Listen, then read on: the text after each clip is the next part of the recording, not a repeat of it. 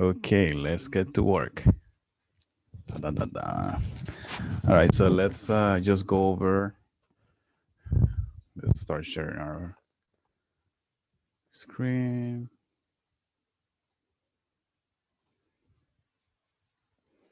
Okay, so tonight we're going to be talking about real estate investments. Okay, why do we have to talk about real estate investments if we're going to be agents? Well, because as I explained it to you throughout this class, there may be a situation where you're going to be, first of all, you know, at some point, you're going to make, hopefully, it's my desire that you make enough money to make your own investment in real estate. So I do, um, it will be good for you to have a little bit of knowledge about real estate investments. The other side is that people is going to come to you, people that has the money to do an investment, but they don't have any knowledge of real estate. You may also be looking at something that looks good as an investment.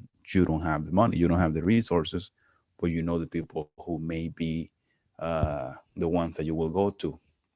So, in order for you to go to them, you have to know how to explain to them what's the benefits of it. Okay, so we're gonna be touching a few steps of investments. When you invest something, when you invest money, resources on something, is because you expect something back, either in the long term or the short term. Okay, so if you put money in the stock market, there's people that think that they're gonna make money um, right away. Depending on how much money they put in. Uh, there is people that is there for the long term also. With real estate, it can be either way. I mean, there's people that likes to do the flipping, what we call flipping. You buy a house today, you fix it up, you sell it. With that money, you go and buy something else, and then renovate it, sell it, blah blah blah, that kind of stuff. Okay, so there is people that does that as an investment. Then you have the other type of investors who buy a property to keep it, for 10, 15 years, just to bring a return back to them.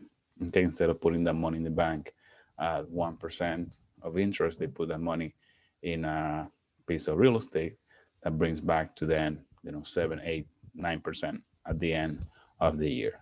Okay, so talking about those type of incomes and that kind of stuff, when you are um, when we're talking about what a property can bring, you're gonna have the gross operating income, which is the gross. We spoke about this a few classes ago, where we were saying the gross it's what you get straight up. Like if you have a house or an apartment building with 4 apartments, and those 4 apartments pay you monthly $1,000, that means that you're getting gross $4,000, and then of course, on top of that, you're gonna have to pay probably certain expenses, depending if, for example, all the utilities are included on the rent.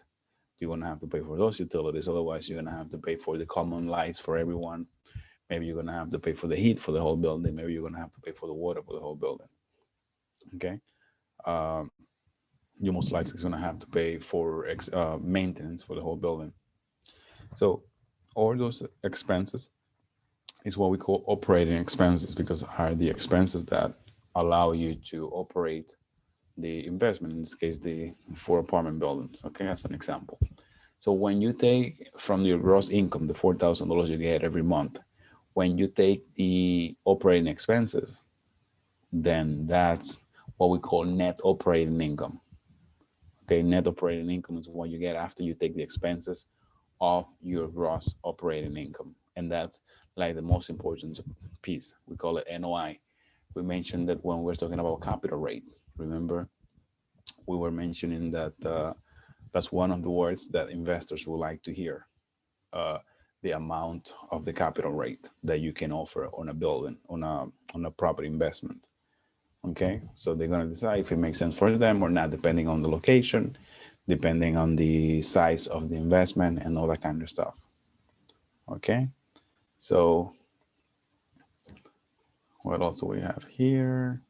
Okay, So when it comes to real estate investment, there is something called a cash flow model. Okay. And this is used to analyze a property's potential for earning income. As you can see here on the right side, you have the little green box with uh, a few names over here. You have total gross income. In the case that we take a building as an example, then we're going to have a few things: total income received from an investment before expenses are paid. That's the total gross income.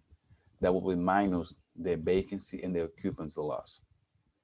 Now, this is in the event that we're looking at a potential property that an investor wants to buy.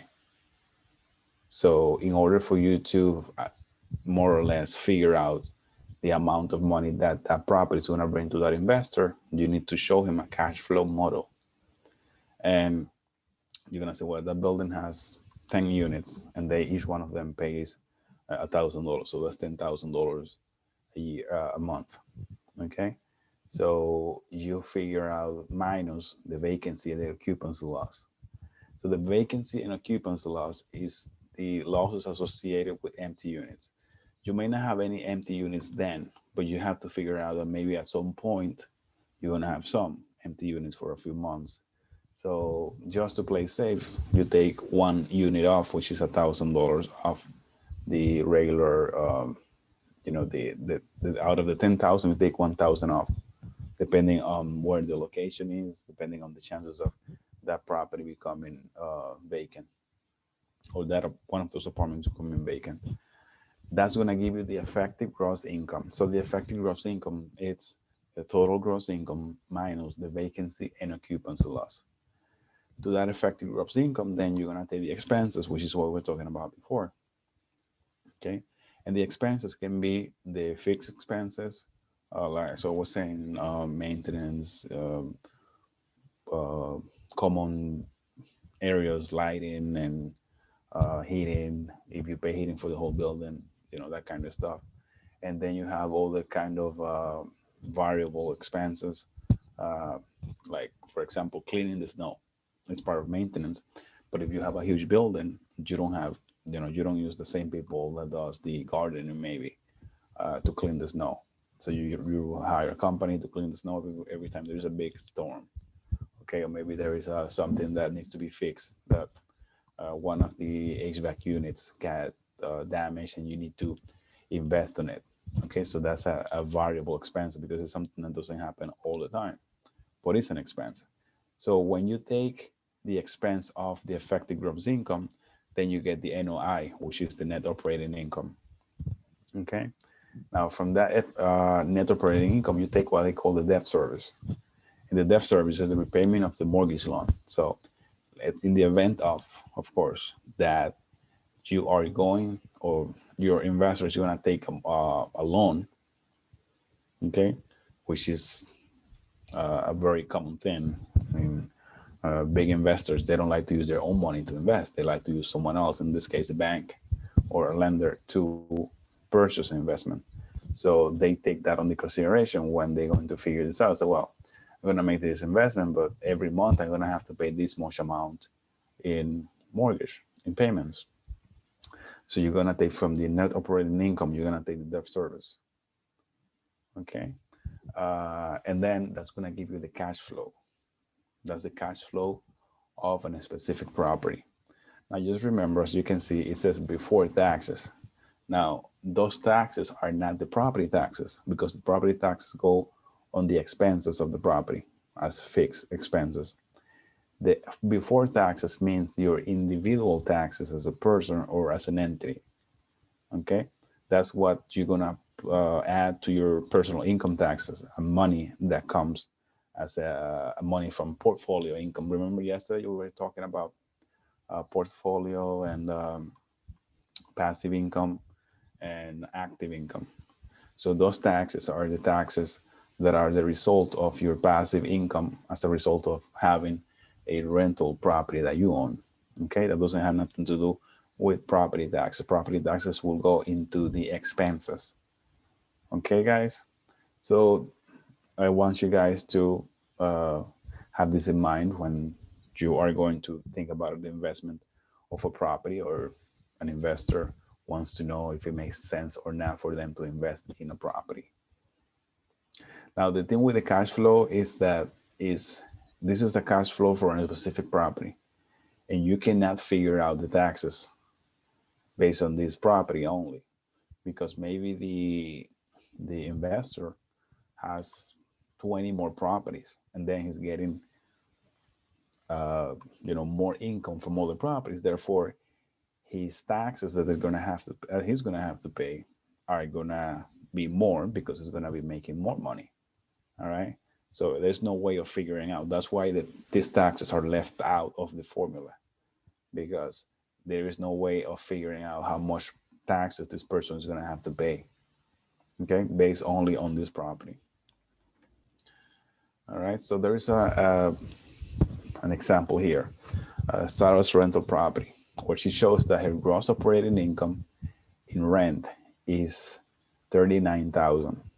Okay, which is 3,250 uh, $3,250 a month for 12 months. So she's getting $39,000 a year. Okay, um, she's getting extra income also from quarters from laundry. So that means that she has a laundry machine in the building, where people goes and washes their clothes, and in the year, more or less, she gets $800 from that machine. Okay, and then she also charges for the parking. So she gets $1,200 for people that pays her to park in the parking spaces. In total, she's making $41,000 in gross income. Now, when you look at the right side, you're gonna see the operating expenses, and it starts with the mortgage payment, okay, of $1,030, property taxes for $6,300, property insurance for $2,495, property management $3,600, repairs $2,375, utilities like trash and water $1,336, and maintenance $1,700, for a total of expenses of $18,836.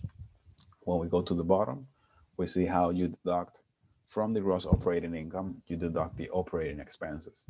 So you got 41,000 minus 18,836.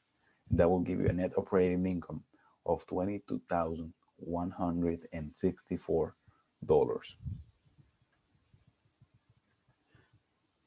Okay. So that was pretty much it when it comes to real estate investments. A very short chapter, at least the things that you guys need to know for the test. Okay, so we're gonna be talking about condos and co-ops now. Condos and co-ops. As you guys know, I mean, Johnny that lives in New York City, there's a lot of this in New York City. New York City is full of buildings. And as you can see here, about 75% of those buildings that you see in New York City are co-op. 75%. It's a lot, right? So in a co-op, and buyers don't purchase four walls of their unit. They purchase shares in an apartment corporation. So this is very important, guys, because people think that you're gonna buy an apartment when someone is selling a co-op. You're not buying an apartment, you're buying shares in an apartment corporation. Shares, just like you go and you buy shares in a stock market, you buy shares from an apartment building or corporation. In difference, or whereas in a condos, a unit owner actually owns a piece of real property. So we're gonna be seeing a little bit more about this. So condos and cooperatives, cooperativas. The condominium is an estate in real property where an owner owns an interest in a single apartment unit and a shared interest in common areas of the building. So when you go and say, okay, I want to buy a condo, okay, and this is where condos are more expensive than co-ops. You go say you pay the money for the condo, and they give you an actual deed, actual document written. So and so Santos is the owner of blah blah blah blah blah, blah of this unit. Okay. However, it also says that you own, or you're the share owner Okay, you're the share owner of the common areas of the building. So if the building has a gym, you have a section of the building. Not literally, not like you have the corner next to the door of the gym, but you have shares. I mean, not shares. You have the rights of ownership to the gym, to the common areas of the building. Okay, that's what you have on the deed. So you have full ownership, okay, of your apartment unit, and then you also have share interest in the common areas of the building. So a condominium is considered real property. Each unit owner has received a deed at closing. Okay, so when you buy a condo, right, they have what they call the rules and bylaws and CCRs. Okay, so it's very important that well, if you are buying if you are the agent of someone that wants to buy a condo or a co-op, because both of them has this, it's very important that your client reads these rules before they decide to purchase, because some of them are very strict. Okay, so it's very important for them to really understand the rules and bylaws before your client buys this property. Okay, um, so we're going to be reading a little bit over here, important information. When it comes to condo, so you own a fee simple absolute. Remember the types of ownership: own, fee simple absolute. When you get a condo, you own it fee simple absolute. Remember, simple absolute, it's the greatest, uh, the simplest and better type of ownership of a property. So own fee simple absolute title to the earth space within their units. Okay. Owners own real property documented in a unit deed. So you get a deed that shows that you own this apartment C34. Okay. You have all divided interest in common elements as tenants in common. So you become a tenant in common. Okay. Remember what tenants in commons are when we looked at that chapter. You are a tenant in common with everyone else that owns a condo in the building of the share area. So you are a tenant in common in the hallway, in the elevator, in the lobby, in the backyard, all the stuff. You are tenant in common with everybody else. Some condominiums unit owners have exclusive use of limited common areas. Yes. Sorry. Some condo unit owners have exclusive use of limited common areas. How can someone have exclusive use if I just told you that everybody has a shared space? Um, thank you. So imagine you buy a condo and the condo offers private parking, and some condos also offer private storage space. So if you buy a condo with these things, that's exclusive for you. Okay, so that's your exclusive area. That's not shared with anyone else because it belongs to you. It's part of the deed that you get. Condos may be residential, commercial, retail, or recreational. Okay. See what else we have. A condominium developer must create and record a master deed which defines the development. So the way how it works, when a developer says, okay, I want to go and build a condo, not a condo, a condominium building, right? The first thing he needs to do is to create a record, uh, create and record a master deed. So he has to, uh, when he's doing the plans for the building, he has to already create a, how you call it, like in writing, has to put down the amount of apartments and the way how these apartments are going to be sold to the public. Okay. He has to also create the bylaws and CCRs. Okay. The CCRs are the, I keep forgetting this one, is covenants. Um, Hold on one second. That will come back to me. So the Condominium Homeowners Association enforced bylaws of the development, assess fees, and arrange for the maintenance of the common areas. So when condominium is formed, there is also formed a condominium homeowners association. So the homeowners all are on that associations, and they actually uh, democratic in a democratic way enforced by laws of the development, assess fees, and arrange for the maintenance of the common area. So CCNRs stands for covenants, conditions, and restrictions. Okay, covenants, conditions, and restrictions. That's the definition of CCNRs. So the covenant, conditions, and restrictions. The cost of maintaining and insuring a common area is covered by the collection of association fees from each unit owner. Also, uh, something important for you guys to remember is that there is something called a condominium managing agent, who is usually the person or entity that oversees the day-to-day building activities such as collecting rent, managing building staff, taking care of maintenance issues. Okay.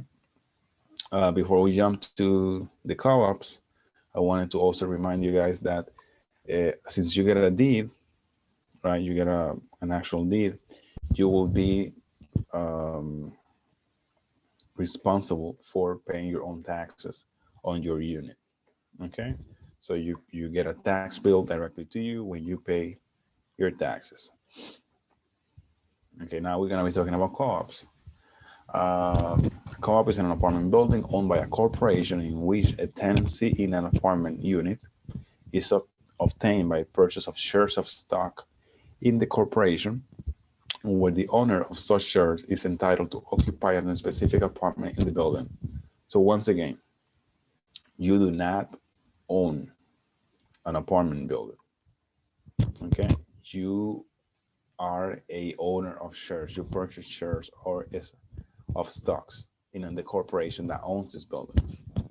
Okay, in exchange, you get what they call a proprietary lease.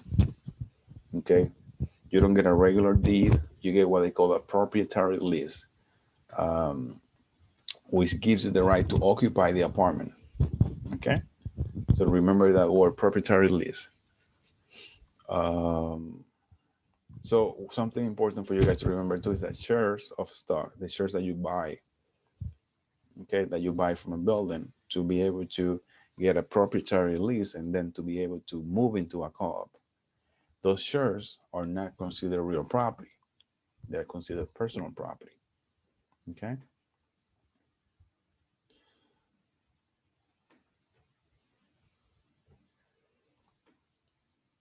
Okay, a few things to remember. The co-ops are buildings owned in severalty by non-profit corporation.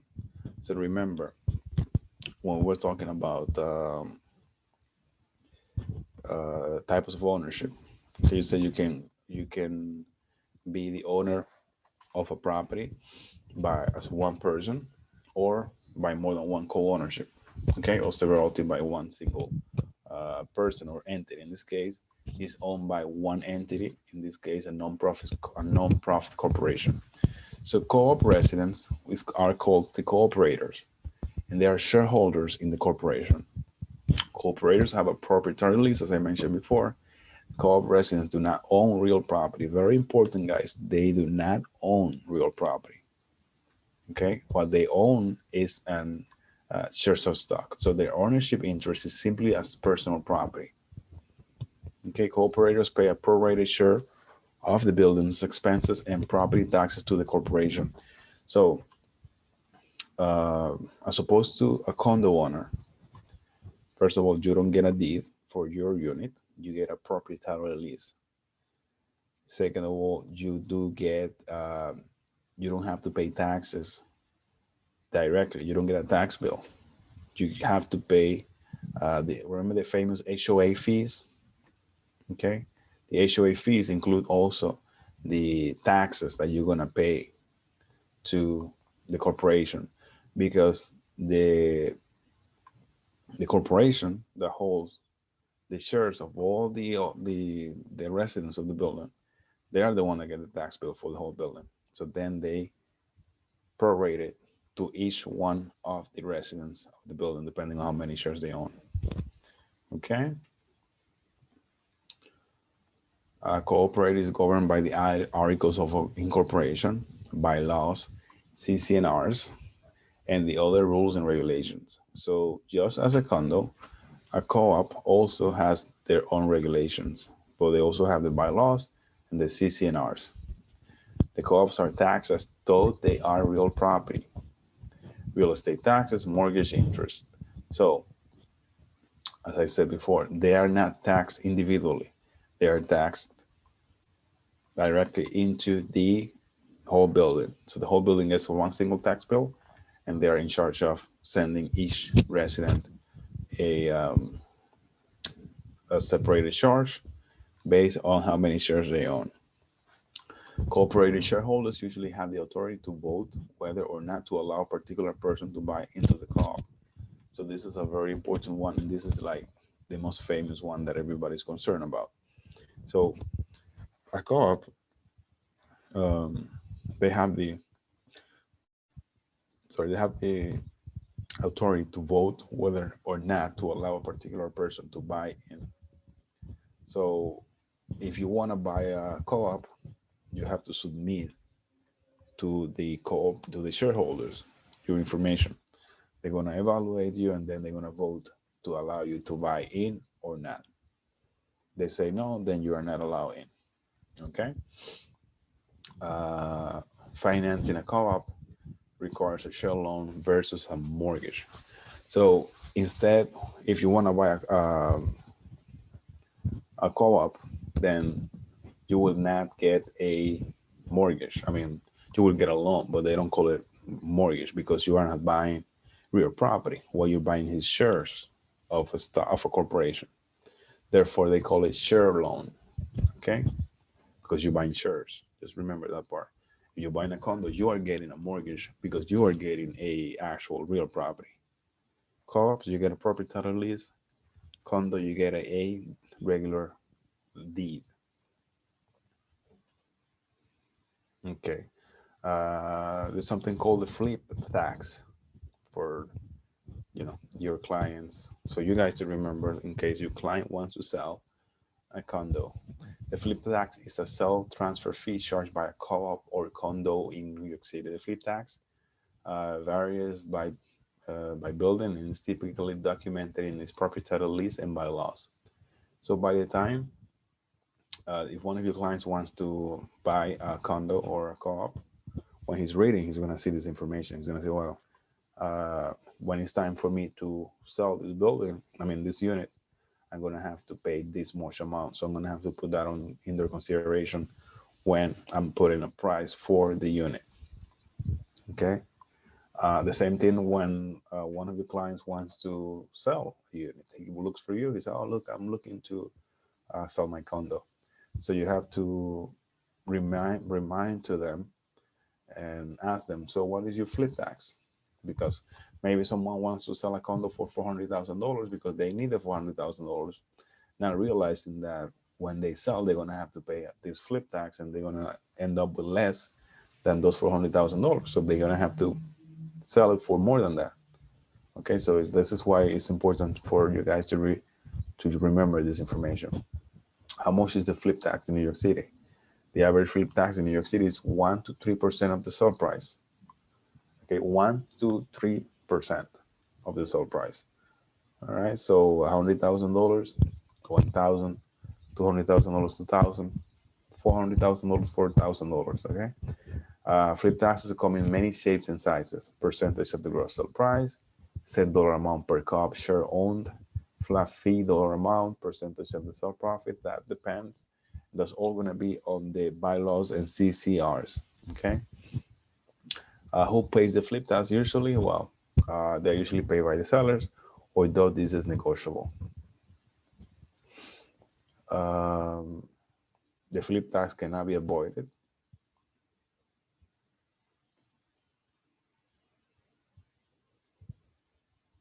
All right, so it should be good. There is something called planned unit developments or PUDs. So planned unit developments are neither a condo or a co-op. These are more like what you see in Florida. I mean, Florida, you can see it anywhere, but you see them more in Florida and states of the South. Those communities, those gated communities where all the houses looks kind of similar. Well, this is type of housing development in which the entire area is planned before the building of any structures commences. So the developer this says, okay, I'm going to buy this piece of land and I'm going to start building these houses, this size, these designs, and those. So all the houses end up looking just the same, and they also have rules that people have to follow. Okay, as you can see here, and people has to make sure that they always like even if you buy in there, you have to go by the rules. You always have to make sure that your house looks the same way, that the front of your house looks the same way.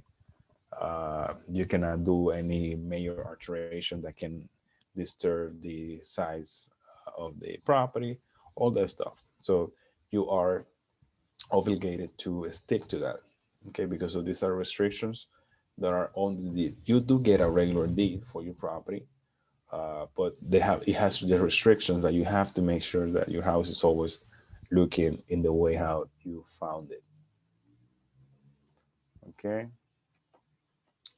Uh, so we looking. We still have plenty of time. We're gonna go into commercial investment. A little bit more about commercial investment. Commercial real estate is a property that is used for investment purposes. Can be single family, multifamily, large multifamilies, office buildings, retail, industrial, mixed use, or unimproved land. Mixed use, for those of you that do not know, are the properties that have residential and commercial together. Okay. An investor may own or lease commercial property. And these are the reasons why an investor may actually decide to invest in commercial real estate. Uh, One of them, number one, is the stability of income. It is a secure investment as the period of lease starts from 3 to 10 years, meaning you invest in a commercial property, and usually it's not like a residential where, usually a residential owner, tenant comes and says, okay, yeah, I want a 1 year lease. Then they may leave, they may stay, but usually with commercial spaces, the minimum they ask for is three. Like right now, I'm working on a supermarket lease, and they're asking for 20 years, 20 years lease with an option for another 10. So think about it. You are basically, when you to get this kind of deals, you're securing income for that long term because it's an actual contract when both parties become responsible for one giving something to the other. Number two says good return on investment. It says assure returns as compared to residential property, which is around 5 to 10%. Uh, yeah, it's the same thing. Commercial, you always get more than residential. Well, most of the time, right? You get more money, at least 5 to 10% more. It's less risky. The risk is reduced to a level because of the competition is less in the market as it is a huge undertaking. So, of course, there is less competition in commercial space because there is more. When you decide to go into residential, you have one rental house, but you're not the only one in the market. There's more be if you have you fix a house, you invest the money, and you put it out for $3,000. There may be other houses over there asking for $2,500 for it, but you may have one space, 2,000 square feet of store. in a place where there is nothing else like it, and then you don't have any competition. Okay. The variety of the availability. Number four, it says it has diversified options like retail, office, apartments, and industrials. Okay, so you can decide to invest in either one of those. And the owner's control, the significant degree of control over lease terms, revaluation, tenant type, renovation, or maybe no furnishing costs in case of raw unit given. Okay, you have more flexibility in terms of um, dealing with the tenant in a commercial setting. Now, there are advantages and disadvantages of owning and leasing commercial space. And now we're going to be talking about the advantage of and disadvantage of owning. For example, the tax savings um, of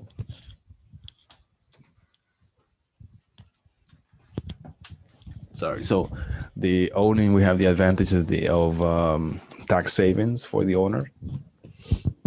You have the appreciation, meaning that the property appreciates in value. The income that you're getting, the control of the property because you are the owner. Okay. The disadvantages of it are the initial capital outlay. When you buy a commercial property, usually you have to put money up front, right? So if you commercial properties are usually more expensive than residential property, therefore you're gonna have to put up a bigger amount of money. The liability also because if it's a commercial property, you're gonna have more people coming in, different people uh, that is not related to you. They're gonna be using the property, so you know it's a little bit. It's like giving someone else the um, the driver's seat for them to drive your property. Financing is financing is a little bit harder when it comes to commercial properties. Bank do um, do give you a higher interest rate for commercial property, so it's not as easy to get commercial property as a residential uh, mortgage. Management requirements. Most of the time, you're gonna need to have someone that manages the property. Uh, if it's more than one, okay, so you're gonna have to pay someone for that, and also the inflexibility of the um, how you call it when the property is um, doesn't allow you to be flexible, meaning you are not um, if you say a property is sometimes you buy a property in a zone that is for retail and there is more retail in the area after, then you're gonna have a harder time getting someone that wants to use as a retail space because there's more competition. So the fact that it's in a zone in an area that is zoned for retail only, that means that you cannot use it for something else by law. So it's a little bit gives you a hard time on that. The leasing. So you have the advantages and disadvantages. The advantages are the flexibility. If you lease and today you want to be a store and tomorrow you want to be a beauty parlor, you can just walk away and if you cannot do it on the property, you can go and do it somewhere else. Okay. Lower upfront cash requirement. It's not the same when you put 2 months of rent for a lease than 20% down of buying a property. Tax relief, like what we saw now with the properties, the property owner, now properties owners are not getting any break from the government in terms of taxes. You know, they got a break for delaying the payment of the mortgages, but the taxes, the tax bill came straight to their faces, and also they're having a big time, a big a hard time with the tenants that are not paying because they cannot take them to court right now. However, the business owner that occupies these buildings, did get help. They got the PPP loan, and all that stuff. Okay, so that's an advantage of leasing. Lower risk of obsolescence. You don't own the building, therefore you own a business. You can move from your business to another location, and you won't have an issue with that. Um, so your business doesn't depreciate, but the business does. The building does, and you don't own the building. Okay. Um, the mobility is what I was saying before. You can just take your stuff and go somewhere else if you need to. You don't have to be stuck there. Fewer management distractions.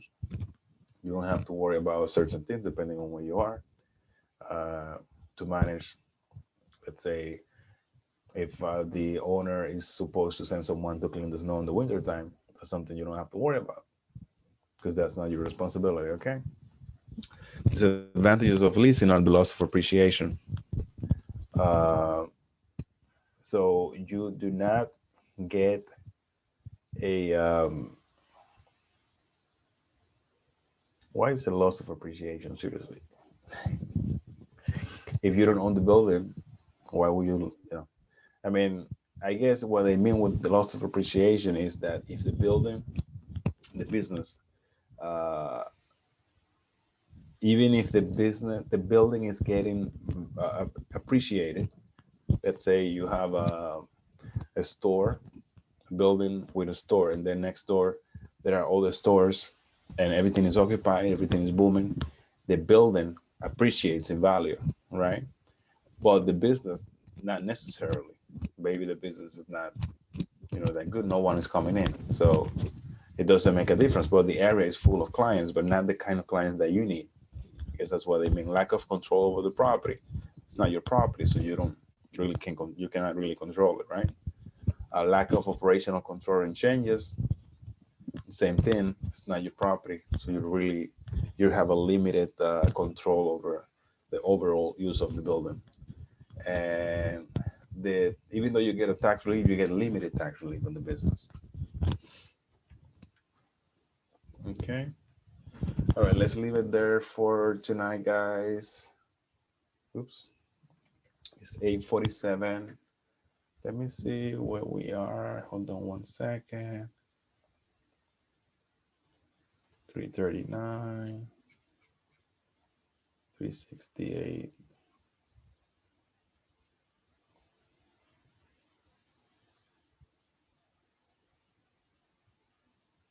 $339.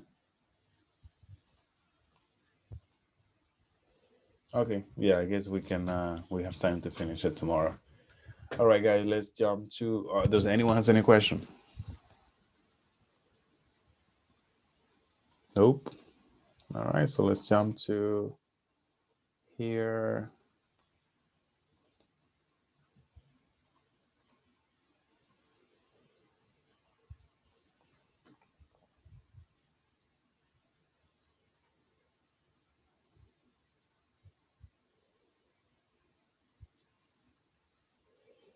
All right, guys, tomorrow is the last day. Wow, I'm gonna miss you guys. I will be missing you. Do you see how I used to say? I used to tell you that this goes pretty fast. The night goes pretty fast. The hour goes pretty fast, and the class goes pretty fast. You guys didn't believe me. You thought it was gonna take you forever, but this is it. We are almost done. The big test is going to be next week. I need you guys to finish up the program first. You need to finish the program to finish to do the first test tomorrow. I mean, do the first test next week, but the program has to be finished first. So you need to finish the quizzes. Okay, so we're gonna be doing condos and co-ops today. Hold on 1 second. Did I get something else from Johnny? What day? What day? What, Johnny? You're talking about a test. You said a test for next week? What day is the test? Yes, next week.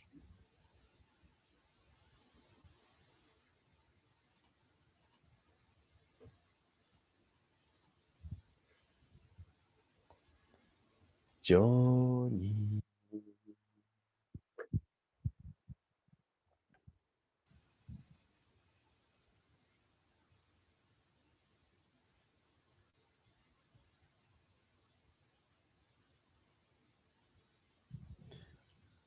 All right, guys, let's start with the today's quiz.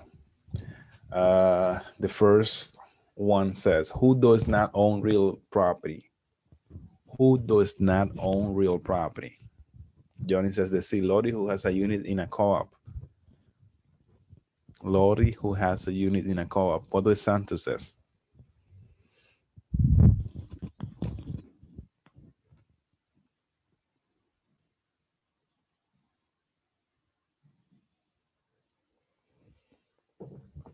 Santos is alive.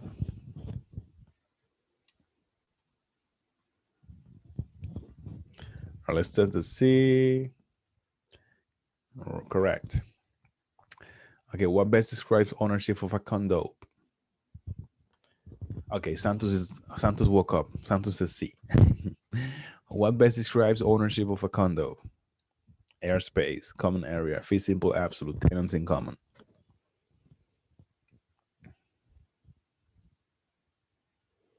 Johnny says C, fee simple, absolute. What does Santos says?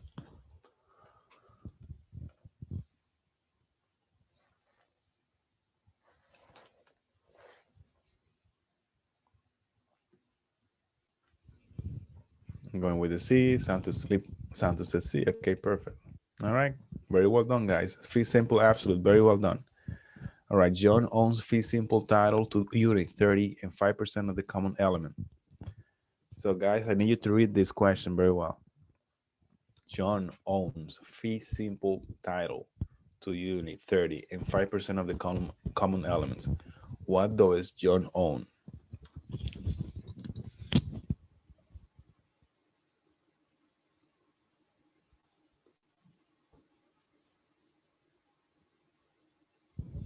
Santos says B, a co-op.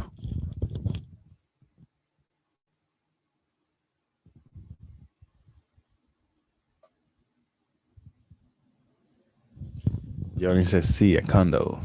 Okay, well, the first letter was the B from Santos, so I have to go with the B. That's what the rules of the house says. Santos says the co-op. Incorrect. The answer is C. Remember, guys. I mean, Santos. First of all, the first clue that you have is it says that John owns fee simple title. Remember, with a co-op, you don't own any kind of real property, so you don't have any kind of ownership. You have shares of a stock. So the first thing is that wouldn't be saying John owns fee simple interest on the property. Okay, that's the first thing that you need to remember. Oops.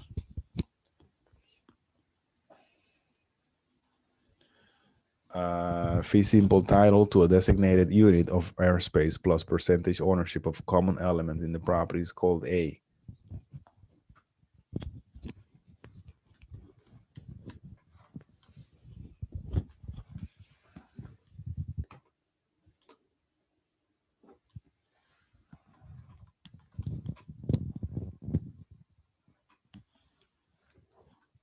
Okay, Johnny says C, condo.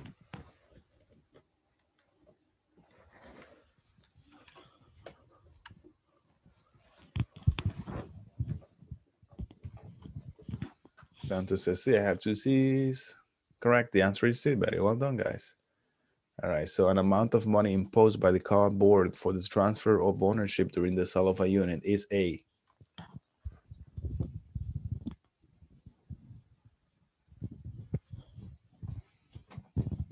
Johnny says flip tax.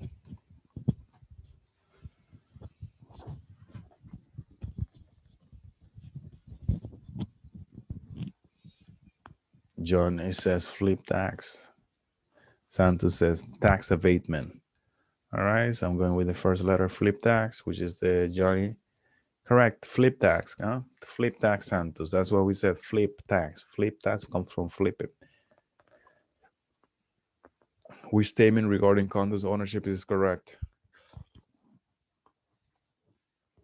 Which statement regarding condominium ownership is correct?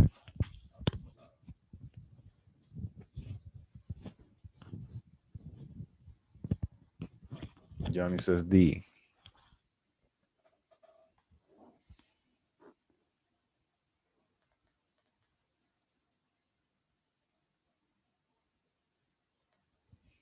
Johnny says D.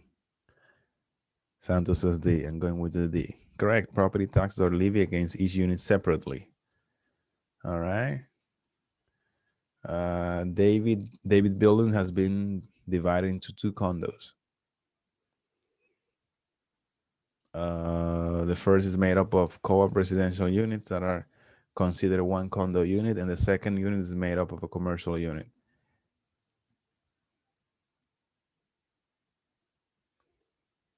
All right, we didn't talk about this, but this one is when you mix up both situations, a condo and a co-op. Okay. So a condo is a building that has been divided into at least 2 condos. The first is the co-op residential unit that has considered 1 condo unit. The second unit is the professional and commercial units.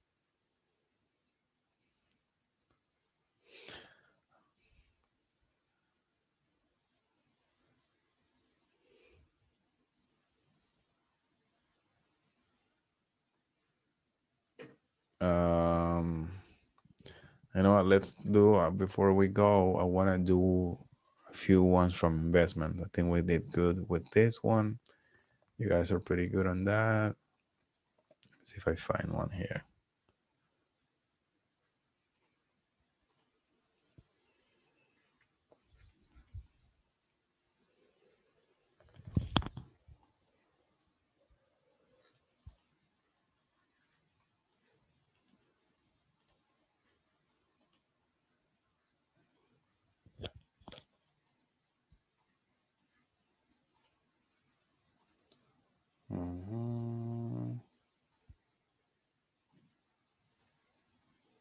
I think it's in the second one. Momentico. Just 1 second, guys.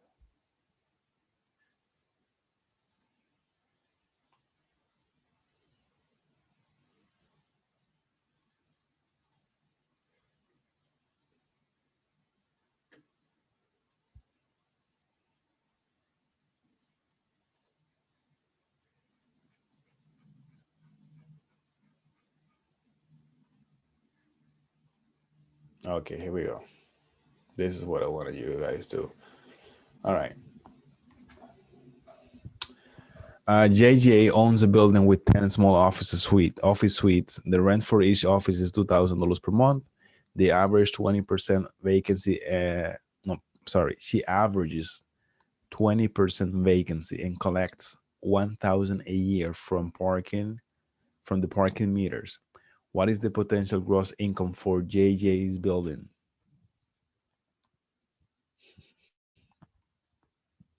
Thank you, Santos. So I'll let you guys to figure this out. I'll give you a minute to figure this out. Oh, he already figured it out, Santos. Santos gave me a C.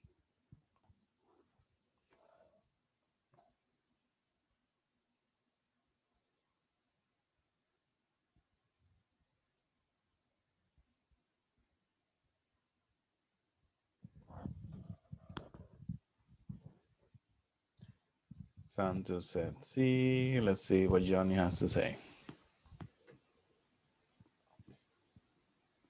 Johnny says C too. Wow, Santos has a calculator in the mind, in the brain. All right, that's good, guy. Let's go with the next one. Let me see if I find another, how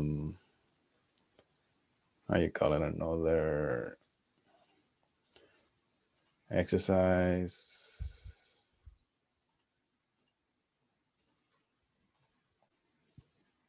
Dun, dun, dun.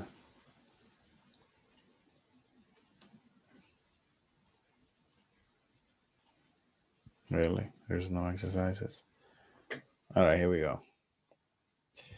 All right, another calculation for you guys. If Taylor buys the strip mall for $480,000, financing $400,000, and his estimated NOI based on the current owner's operating statement is $36,000, what will be his expected capitalization rate, cap rate?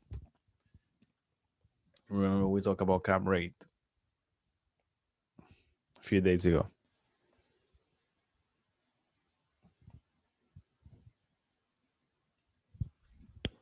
I'll be right back while you guys think about this one.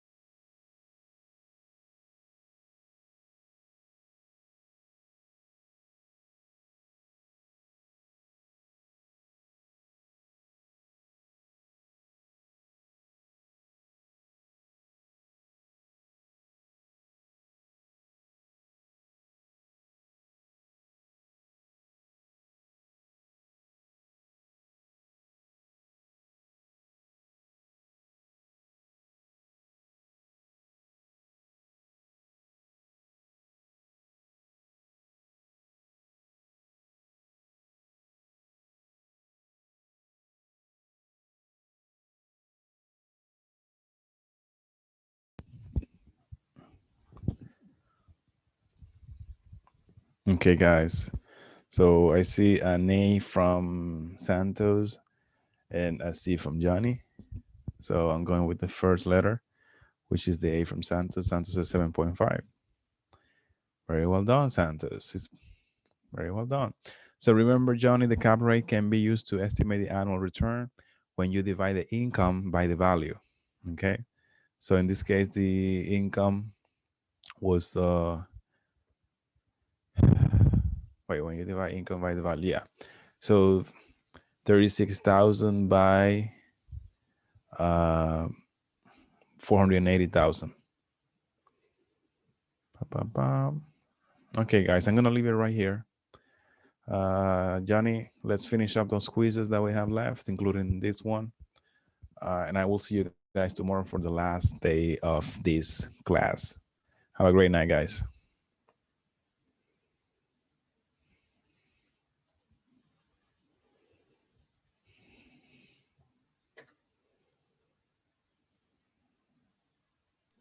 Thank you.